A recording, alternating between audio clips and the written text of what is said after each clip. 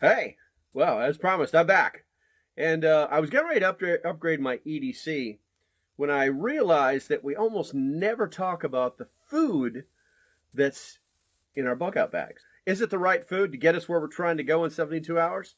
And are we doing it all wrong? But before we get into that, do me a favor, hit that subscribe button. You might actually like what we're doing here. Okay, so let's go ahead and get into it. Food. We need it to survive, and we need the right food at the right time. Now, I'm betting a lot of you have that kind of food in your bug out bag, but the truth is, it's kind of the wrong food. We've all been taught to look at calories for our bug out bags, or prepping in general, but the truth is, when it comes to a bug out bag, we should be looking for carbohydrates and proteins, not calories. And that's because when you have to use that bug out bag, 3 meals a day just won't work. So here's the scenario. We're trying to get somewhere and we know it could take up to 3 days. Worst case scenario, we're on foot and we're going to be needing to move as much as possible, as often as possible. We shouldn't be thinking about the standard 3 meals a day, as this is not going to support the task of getting from one place to the other. Kind of a mission. And stopping to cook 3 times a day, well, that just kind of invites problems. So when we think about putting food in our bug out bag, we need to not think like a Navy SEAL. We need to think like a thru hiker. Now, if you don't know, a thru hiker is someone who walks hours on end for days at a time and is constantly burning energy. Believe it or not, calories are not a unit of measure for energy. We need to replace that thought with carbohydrates. Check this out. So, not to bore the hell out of you, but there's some people that actually like the math. There's an actual formula for figuring this out. Let me give you the very basics of it, and then we'll move on. I'm going to read this for you. First, carbohydrates are the body's preferred primary energy source while hiking and backpacking. That would be bugging out. If we're going to be out on the move, we've got a pack on our back, and we're trying to get from point A to point B. That's technically backpacking. You need to eat 30 to 60 grams or 120 to 240 calories of carbohydrates per hour to improve strength and endurance and delay fatigue. If you do not consume enough carbohydrates, the body will burn muscle protein and stored body fat. Thus the formula. All right, so first, a little bit of science. First, let's find what's called the MET. MET is a measurement of energy cost of a physical activity for a period of time. Now, no, I'm not speaking in riddles. So a MET is a metabolic equivalent. It's actually found in the Compendium of Physical Activities. It's a science journal. We'll be looking at it here in a little while. Just for a second. I know it's boring shit. Calories burned per minute equal... Yeah, that's actually a formula. So the MET times the body weight in kilograms times 3.5 divided by 200. Oh, we're really getting boring. Let's just hit the internet and take a look. All right, guys, so not to single out Prepper Universe, but I wanted to show you, people focus on calories way too much when you start to talk about the bug out bag because it's all about moving. Things that they look at are gender, height, activity, and weight. And basically it's saying soldier in combat, pro athletes needs 3,000 to 3,500. Guess what? I'm here to tell you guys, that is not going to do it. As we talked about before, you have the Compendium of Physical Activity, and what it basically does is it knocks things down for you. This activity category gave it a category of 7. You can look at it yourself. I'll put the links in the description. But what you can also do too right here is go into Captain Calculator. And if I throw in there that I weigh 190 pounds, which I do, and I walk for 8 hours, and look what just happened. Backpacking. 5,078 calories. So be careful when you start talking about calories because that's what you're going to burn right there. It's all about the carbohydrates, guys. So if we look right here, right now we're only supposed to carry up to 30% of our body weight as a pack. So 30% of 190 pounds, and I calculate it, and my pack should weigh no more than 57 pounds. So we can easily carry the things that we're going to get from some other place versus all the dried food. All right, so now we understand a little bit of this science. It's science. Here's a breakdown of how you should actually be doing it. I'm just going to read this little schedule to you. 5 to 5:30 a.m., break camp. Grab an energy bar, some trail mix. It's about 700 calories. And make up a morning coffee to go. Ooh, somebody said coffee? Okay. Maybe we take a couple of seconds to cook some coffee. You know, maybe we don't. At 7:30, wow, we just ate. Holy crap, we just ate at 5:30. That's right, about every 2 hours. 7:30 a.m., trail mix, 300 calories. 9:30 a.m., breakfast. Oh, it's time to eat breakfast? We've been on the move for 3 hours now. And it's time to eat some breakfast? Yeah, okay. So generally it consists of a big bowl of granola with cream powder milk, about 800 calories. And this is from a thru hiker.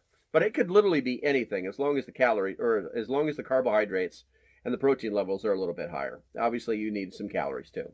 11:30 a.m., trail mix, 300 calories. 1 p.m., chocolate and corn chip, 400 calories. 2:30 p.m., chocolate and or trail mix. Oh, this guy's just eating all the good stuff. 4:30 p.m., dinner, the second largest meal of the day. He'll probably normally eat something at about 1,200 calories. It could literally be anything. This is likely to be the meal requiring a fire. 6 p.m., chocolate and or trail mix, 300 calories. 7:30 to 8 p.m., set up camp, eat a protein bar, 400 calories, and some corn chips, 200 calories before going to bed. That's a pretty interesting schedule, but basically the guy's eating every 2 hours because he's always on the move. Now, where might we find this kind of food that's not expensive? Yeah, I mean, look at the price tag on these things. This is crazy. Let's go someplace that things are only $1, or maybe $1 for now. So the first thing no one ever talks about is staying hydrated. You can get these for $1 a piece. If you're really on the go, you can definitely get your hands on one of these for $1. Of course, everything's $1. Just so you know, everything's $1. I'm going to show you guys.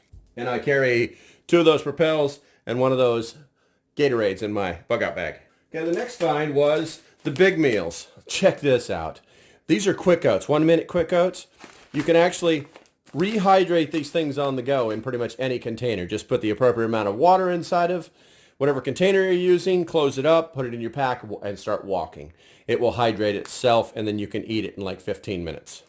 But yeah, $1. When we start talking about getting protein and food, believe it or not, here we go. You guys are going to love this. This is vegan food, but this food is already cooked. It's already cooked, guys.